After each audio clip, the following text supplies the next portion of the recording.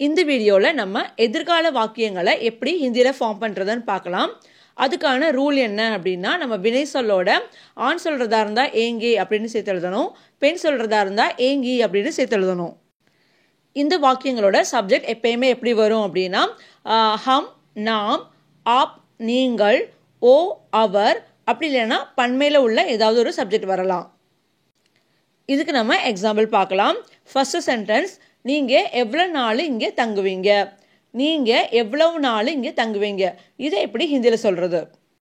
நீங்கள் அப்படின்னு சொல்கிறதுக்கு ஆப் அப்படின்னு சொல்லுவாங்க. எவ்வளவு அப்படின்னா கித்தனே, எவ்வளவு கித்தனே. நாள் அப்படின்னா தின், ஆப் கித்தனே தின், நீங்கள் எவ்வளோ நாள். இங்கே அப்படின்னு சொல்கிறதுக்கு என்ன சொல்லுவாங்க? இங்கே அப்படின்னு சொல்கிறதுக்கு ஹிந்தியில் இதர் அப்படின்னு சொல்லுவாங்க. ஆப் கித்தனே தின் இதர். தங்குதல் அப்படின்னு சொல்கிறதுக்கு ஹிந்தியில் ரஹ்.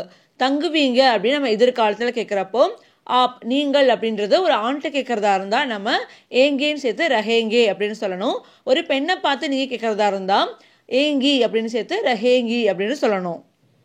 நீங்கள் எவ்வளோ நாள் இங்கே தங்குவீங்க, ஆப் கித்தனே தின் இதர் ரஹேங்கே.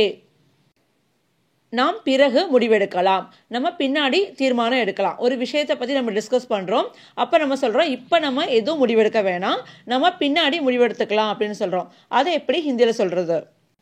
நாம் அப்படின்னு சொல்கிறதுக்கு ஹம் அப்படின்னு சொல்லணும். பிறகு அப்படின்னு சொல்கிறதுக்கு ஹிந்தியில் பாத்மே அப்படின்னு சொல்லுவாங்க. ஹம் பாத்மே.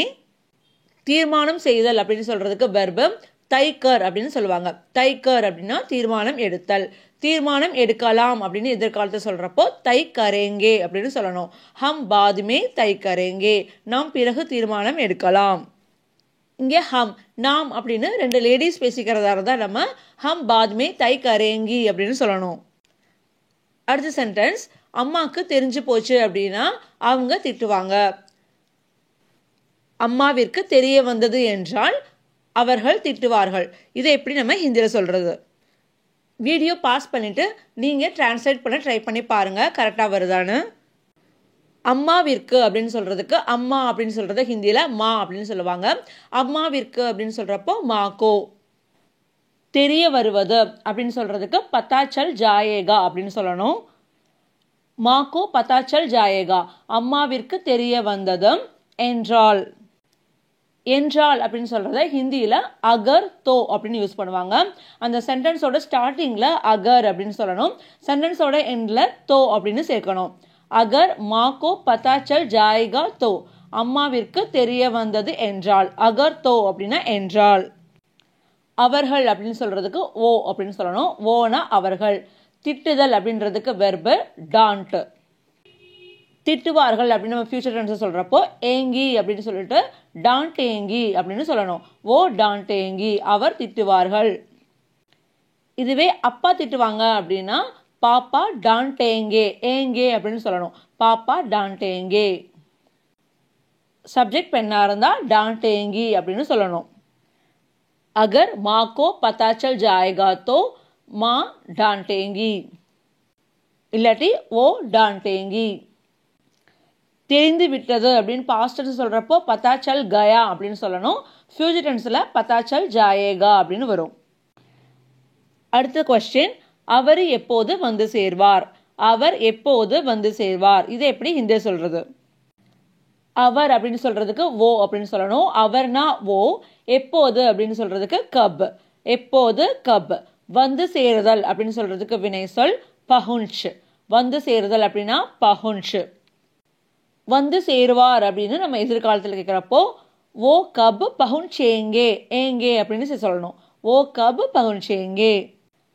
அவர் அரை மணி நேரத்தில் வந்து சேருவார் அப்படின்னு சொல்கிறதா இருந்தால் ஓ ஆதா கண்டே மே பஹுன்ச்சேங்கே. ஆதா அப்படின்னா அரை, கண்டே அப்படின்னா மணி நேரம். ஆதா கண்டே மே அப்படின்னா அரை மணி நேரத்தில் பஹுன்ச்சேங்கே வந்து சேர்வார். அடுத்த கொஸ்டின், நீங்கள் எவ்வளோ நாளைக்குள்ள என்னோட பைசாவை திருப்பி தருவீங்க. நீங்கள் எவ்வளோ நாளைக்குள்ள என்னோட பைசாவை திருப்பி தருவீங்க.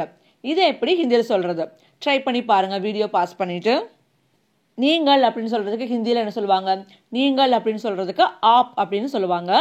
எவ்வளோ நாள் அப்படின்றத இதுக்கு முன்னாடி சென்டென்ஸில் பார்த்தோம். கித்தினே தின். எவ்வளோ நாள் அப்படின்னா கித்தினே தின். எவ்வளோ நாளைக்குள்ள அப்படின்னு சொல்கிறதுக்கு கித்தினே தின் தக். கித்தனே தின் தக் அப்படின்னா எவ்வளோ நாளைக்குள்ள என்னுடைய பணத்தை, என்னோட காசை அப்படின்னு சொல்றதுக்கு மேரா பைசா. மேரா பைசா. திருப்பி அப்படின்னு சொல்றதுக்கு வாபஸ். திருப்பி அப்படின்னா வாபஸ். தருவீர்கள் அப்படின்னு எதிர்காலத்தில் கேட்குறப்போ தருதல் அப்படின்னு சொல்றதுக்கு கொடுத்தல், தருதல் அப்படின்னு சொல்றதுக்கு ஹிந்தியில தே அப்படின்னு சொல்லுவாங்க. தே. தருவீர்கள் அப்படின்னு சொல்றப்போ நம்ம ஏங்கே அப்படின்னு சொல்லிட்டு தேங்கே அப்படின்னு சொல்லணும். ஆப் அப்படின்றது ஒரு பெண்ணா இருந்தா தேங்கி அப்படின்னு சொல்லணும். ஆப் கித்தனே தின் தக், நீங்க எத்தனை நாளைக்குள்ள மேரா பைசா, என்னோட பைசாவை வாபஸ் தேங்கே, திருப்பி தருவீங்க. நாளை நாம் சந்திக்கலாமா. நாளை நாம் சந்திக்கலாமா, இது எப்படி ஹிந்தியில சொல்றது?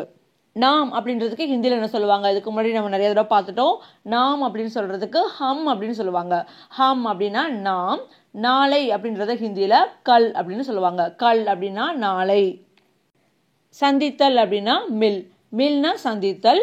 நம்ம எதிர்காலத்துல சந்திப்போம் அப்படின்னு சொல்றப்போ மிலேங்கே, ஏங்கேன்னு சேர்த்துட்டு மிலேங்கே அப்படின்னு சொல்லணும். ஹம் கல் மிலேங்கே, நாளைக்கு நம்ம சந்திக்கலாமா. இது வந்து ஹம், நாம அப்படின்றது ஒரு லேடிஸா இருந்தா ஹம் கல் மிலேங்கி அப்படின்னு சொல்லணும்.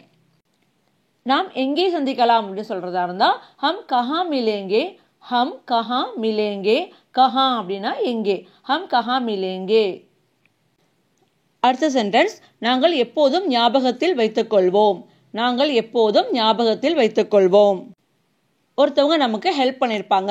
அப்போ நம்ம சொல்லுவோம் இந்த உதவியை நாங்கள் மறக்க மாட்டேன், நான் எப்பயுமே ஞாபகத்தில் நாங்கள் இந்த உதவியை வச்சுக்குவோம் அப்படின்னு சொல்லுவோம் இல்லையா. அதுக்கு எப்படி ஹிந்தியில் சொல்றது? நாங்கள் அப்படின்னு சொல்றதுக்கு ஹம் அப்படின்னு சொல்லணும். எப்போதும் அப்படின்னு சொல்றதுக்கு ஹிந்தியில் என்ன சொல்லுவாங்க? எப்போதும் அப்படின்னு சொல்றதுக்கு ஹமேஷா அப்படின்னு சொல்லுவாங்க. ஹம் ஹமேஷா. ஞாபகத்தில் வைத்துக் கொள்ளுதல் அப்படின்னு சொல்றதுக்கு யாத் ரக். யாத் அப்படின்னா ஞாபகம், ரக்னா வைத்தல்.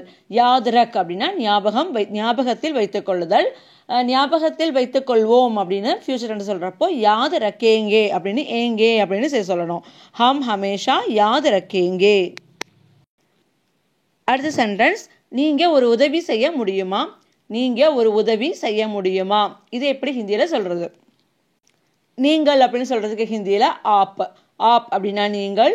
ஒரு அப்படின்னா ஏக், உதவினா மதத். ஏக் மதத், ஒரு உதவி. செய்யுதல் அப்படின்னு சொல்றதுக்கு ஹிந்தியில வெர்பு கர். கர் அப்படின்னா செய்யுதல். நம்ம எதிர்காலத்துல செய்வீர்களா அப்படின்னு கேட்குறப்போ ஏங்கே சேர்த்து கரேங்கே அப்படின்னு சொல்லணும். ஒரு பெண்ணை பார்த்து கேட்கறதா இருந்தா ஏங்கி அப்படின்னு சேர்த்துட்டு கரேங்கி அப்படின்னு சொல்லணும். ஆப் ஏக் மதத் கரேங்கே, நீங்க எனக்கு ஒரு உதவி செய்ய முடியுமா. கரேங்கே அப்படின்னு சொல்லலாம், கர் சக்தேஹே அப்படின்னு சொல்லலாம். ரெண்டுக்குமே வந்து மீனிங் சேமாக தான் இருக்கும். இந்த ரெண்டு ஃபார்மேட்டுமே வந்து உங்களுக்கு ரெஸ்பெக்ட்ஃபுல்லாக தான் இருக்கும். ஆப் ஏக் மதத் கரேங்கே இல்லாட்டி ஆப் ஏக் மதத் கர் சக்தேஹே, ரெண்டுமே வந்து யூஸ் பண்ணலாம்.